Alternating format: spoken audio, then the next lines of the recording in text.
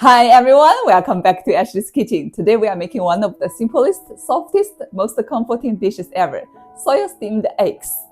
Just look at this silky, wobbly egg. Pure happiness on the plate. Alright, first let's chop up some scallions. Put them right into the big bowl. Then add 2 tablespoons light soy sauce, 2 tablespoons water, 1 tablespoon of cooking oil. Give it a mix. This is our simple base seasoning. Now we are cracking 6 eggs. I like to crack one into a small bowl first, just in case we get a bad egg or any shell pieces. Then pour it into the big bowl. Repeat with all 6, slow and safe. Once the water is boiling, steam the eggs for 6 to 8 minutes. Time's up, let's take a look. Oh yes, perfectly set. Let me try it. Wow, oh my gosh, it's so good. This dish is ridiculously simple and honestly, no one can mess it up. Try making it at home, you will love it. Thanks for watching. See you next time.